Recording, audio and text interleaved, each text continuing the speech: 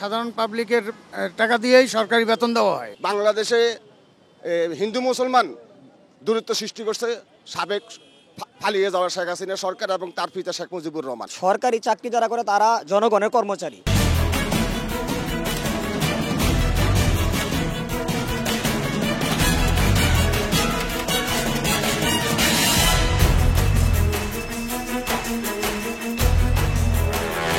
দর্শক শুভেচ্ছা, জনতার কথা অনুষ্ঠানে আপনাদের স্বাগত জানাচ্ছি। আমি আসিফ সুমিত।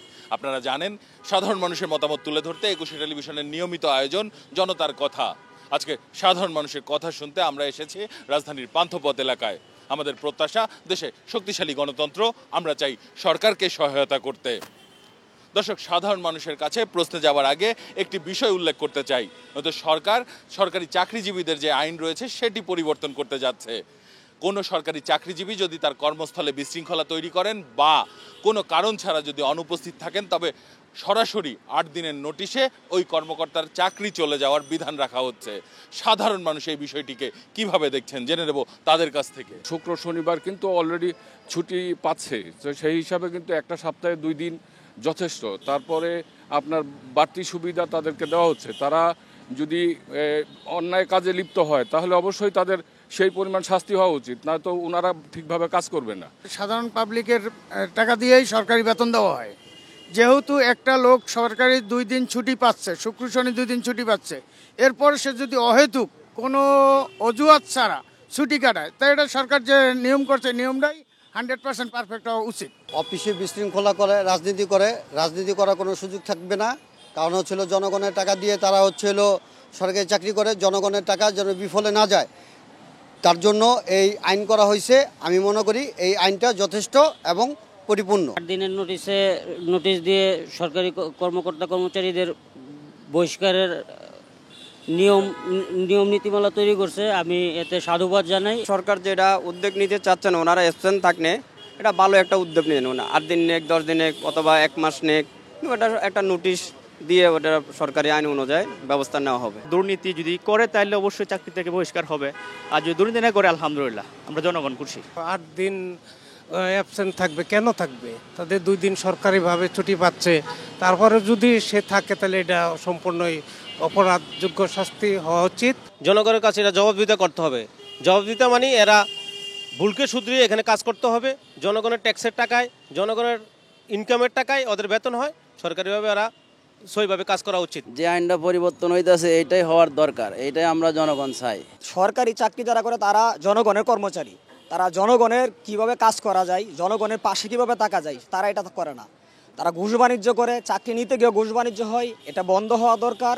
জনগণের কাছে জবাব দিতে হওয়া দরকার। সপ্তাহে 2 দিন ছুটি পায় এবং প্রতি মাসে ছুটি পায়, প্রতি বর্ষে ছুটি পায়, তারপর ওরা কেন অ্যাবসেন্ট দিবে? কেউ যদি চাকরি থেকে 10 দিন 8 দিন না থাকে তাহলে দেশটাই তো তারা ঠিকমতো চালাইতে পারবো না। তাহলে তারা ওই চাকরি করবোই কি লেগা?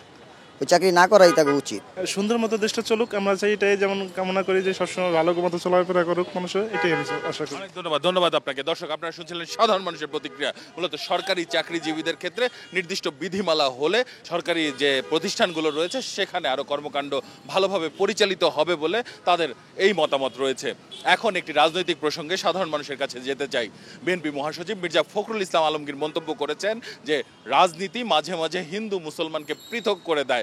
ঠাকুরগাঁর এক জনসভায় তিনি এই মন্তব্য করেন। মূলত কোন ধরনের রাজনীতি বা কারা সেই রাজনীতি করেন যা আমাদের দেশের মধ্যে ধর্মের মধ্যে পার্থক্য সৃষ্টি করে? বাংলাদেশে হিন্দু মুসলমান দূরত্ব সৃষ্টি করছে সাবেক পালিয়ে যাওয়া শেখ হাসিনা সরকার এবং তার পিতা শেখ মুজিবুর রহমান। হিন্দু, বৌদ্ধ, খ্রিস্টান, আমরা সাধারণ জনগণ চাই সবাই মিলেমিশে থাকতে। আমরা কোনো বিবাদ সৃষ্টি হোক আমাদের মধ্যে, বিশৃঙ্খলা সৃষ্টি হোক, তারপরে আপনার ধর্ম নিয়ে বিবাদ থাকুক, এটা আমরা কখনোই চাই না। কিছু হিন্দু সম্প্রদায় মনে করে যে আওয়ামী লীগ তাদের ব্যক্তিগত দল, আওয়ামী লীগ করলে তারা মুক্ত, কিন্তু না। আমাদের বিগত 5ই আগস্টের পরে যত দলই আসছে, যত পলাবদল হয়েছে, হওয়াতে কিন্তু এখানে হিন্দু সম্প্রদায়ের উপরে কেউ আঘাত করেনি, আমাদের এখানে হয়নি। ধর্ম ব্যবসা করছে আওয়ামী লীগ, এদেশে ধর্ম ব্যবসা করে একমাত্র আওয়ামী লীগ চাই, এদেশে কেউ ধর্ম ব্যবসা করে নাই। যখনই তারা ক্ষমতা আসে ধর্ম নিয়ে ব্যবসা করে। 5ই আগস্টের আগে যে সরকার ছিল কর্তৃত্ববাদী এ হলো হিন্দু মুসলমান আলাদা করতে পারছে। আমরা এটা পারবো না। আমরা যেভাবে সুন্দরভাবে হিন্দু বৌদ্ধ খ্রিস্টান নিয়ে চলতে পারি, আমরা এই প্রত্যাশা নিয়ে আগায় যাব।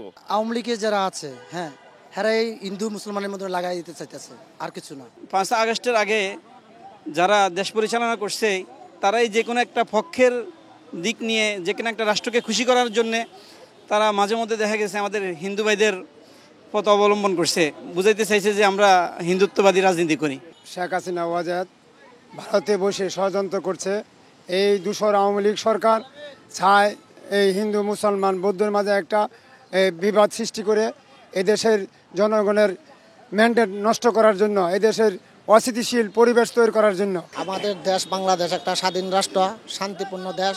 এখানে হিন্দু বৌদ্ধ মুসলিম খ্রিস্টান সবাই একসাথে বসবাস করবে, কারোর সাথে কোনো ভেদাভেদ নাই। আসলে রাজনীতি এবং ধর্ম দুইটাই কিন্তু আলাদা একটা বিষয়। রাজনীতি রাজনীতির ভাবে চলবে, ধর্ম ধর্মের ভাবে চলা উচিত, এটা আমরা মনে করি। কিন্তু বিগত দিনগুলোতে 5 আগস্টের আগে এই বিষয়গুলো আসলে আমরা সবাই দেখেছি যে এই বিভাজনগুলো অনেক আগে থেকে হয়ে আসছে। অনেক ধন্যবাদ আপনাকে। দর্শক, আপনারা শুনছিলেন সাধারণ মানুষের প্রতিক্রিয়া।